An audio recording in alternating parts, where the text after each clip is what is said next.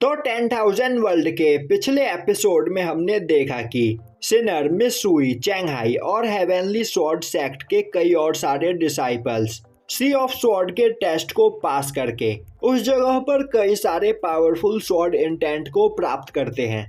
पर अभी तक लिन फैंग उस जगह पर नहीं आया होता है, जो देखकर हेवनली स्वॉर्ड सेक्ट का एक पर्सन और चैंगहाई उसका मजाक उड़ाने लगता है। अब वह सभी लोग सी ऑफ स्वॉर्ड से बाहर निकलकर अपने मास्टर से लिन फैंग के बारे में पूछते हैं। मास्टर उन्हें बताते हैं कि लिन फैंग अभी भी उस जगह पर जिंदा है, पर उन्हें नहीं पता कि वह कहां पर है। अब यह सुनते ही मित्सुई बोलती है, कहीं इस जगह पर लिन फैंग को अल्टीमेट पावर तो नहीं मिलने वाली है। जो सुनकर चैनहाई को और भी ज्यादा गुस्सा आता है और वह बोलता है, मैं इस जगह पर लिन फैंग का इंतजार करते हुए अपना टाइम वेस्ट नहीं करूंगा। मैं अभी मार्शल अरीना में जा रहा हूं और उस जगह पर जाकर मैं प्रूफ करूंगा कि हेवनली स्वॉर्ड सेक्ट का सबसे पावरफुल डिसाइपल मैं हूं। और अब सभी लोग हेवनली मार्शल अरीना की ओर जाने लगते हैं।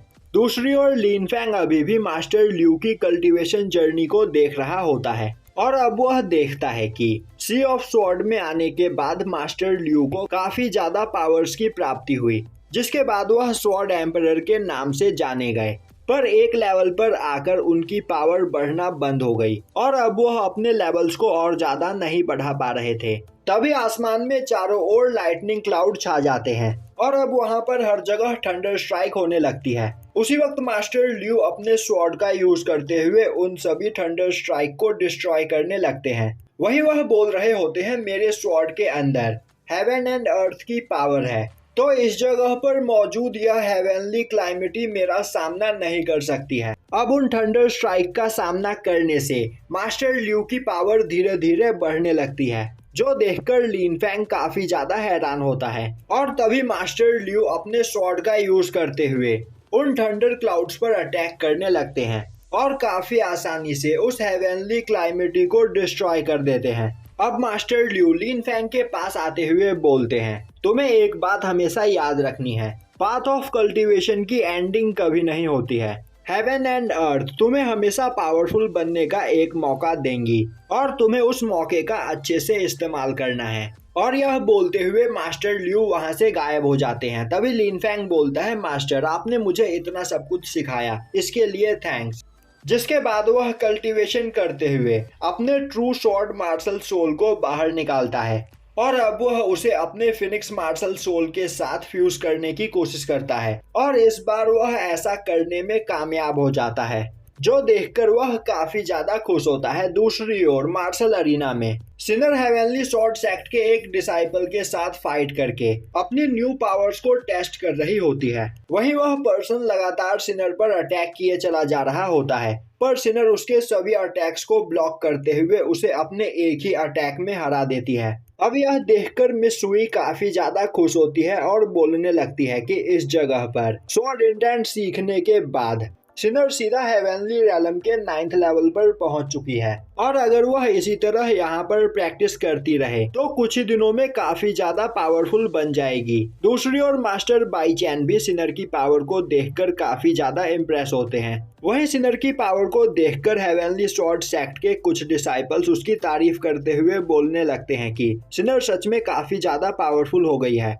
और तो और इस जगह पर उसके पास डिवाइन ब्लड लाइन है, जिसके साथ वह अपने स्वॉर्ड इंटेंट को मर्ज करके किसी को भी हरा सकती है। वहीं खड़ा चैनहाई यह सब कुछ सुन रहा होता है और अब वह गुस्से में बोलता है, ब्लड लाइन से कुछ भी नहीं होता, मैंने इस तरह की कई ब्लड लाइन्स को डिस्ट्रॉय किया है और मैं सिनर को अपने एक ही अटैक में हरा सकता हूँ। तभी एक पर्सन आगे आता हुआ चैनहाई की उस जगह पर तारीफ करने लगता है। तभी सिनर के पास मित्सुई आती है और उससे बोलती है कि सिनर सच में एक जीनियस है और अगर वह इसी तरह प्रैक्टिस करती रही तो वह जल्द ही हेवनली स्वॉर्ड सेक्ट के टॉप 8 डिसाइपल में शामिल हो जाएगी। सिनर बोलती है, उसने लिन फैंग से प्रॉमिस किया था कि वह इस जगह पर बहुत ज्यादा पावरफुल बनेगी और उसके साथ मिलकर डीमंस का सामना करेगी। तभी मित्सुई बोलती है, मार्शल अरीना का कंपटीशन इस जगह पर स्टार्ट हो चुका है, पर अभी तक लिन फैंग का कुछ भी पता नहीं, आखिर वह कहां पर है और क्या कर रहा है।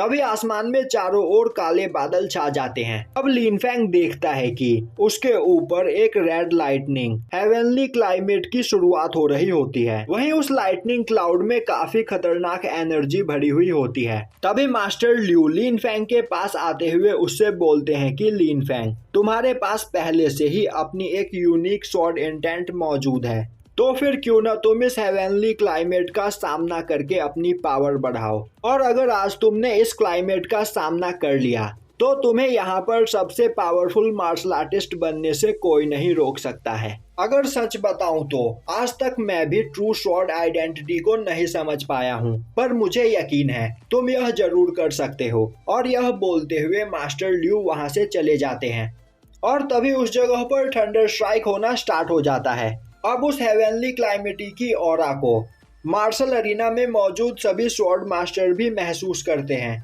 और वह बोलने लगते हैं यह तो फ्लेम लाइटनिंग है। वहीं वह हेवनली क्लाइमेटी काफी ज्यादा पावरफुल होती है, जिसे देखकर हेडमास्टर बोलते हैं आज तक हम में से कोई भी हेवनली क्लाइमेटी की इस मिस्ट्री को नहीं समझ पाया है, पर रूमर्स यह है कि जो भी हेवनली क्लाइमेटी को फेस करता है उसे मल्टी स्वॉर्ड इंटेंट की पावर मिलती है और उस पर्सन की स्वॉर्ड इंटेंट क्वीन यी स्वॉर्ड इंटेंट से भी ज्यादा खतरनाक हो जाती है। अब वहाँ मौजूद सभी डिसाइपल्स भी उस ऑरा को महसूस करते हैं। तभी मिस सुई बोलती है कि यह हेवनली क्लाइमेटी तो बिल्कुल सी ऑफ स्वॉर्ड के ऊपर बनी है। यह सुनते ही सिनर खुश हो जाती है और बोलती है कहीं उस जगह पर लिन फैंग तो नहीं।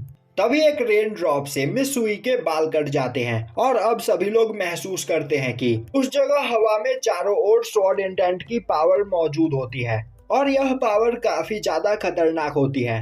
तभी एक पर्सन बोलता है अगर इतनी पावर किसी पर्सन को मिल जाए तो वह काफी आसानी से स्वॉर्ड एम्परर बन सकता है। यह सुनते ही चेन्हाई गुस्से में बोलता है इतनी खतरनाक हेवनली क्लाइमेटी का कोई भी सामना नहीं कर सकता है और जो भी इसका सामना करने की कोशिश करेगा वह मारा जाएगा। वही हेडमास्टर बोल रहे होते हैं इस हेवनली क्लाइमेटी की पावर स्वॉर्ड एम्परर से कहीं ज्यादा है और इसका सामना कोई भी नहीं कर सकता है।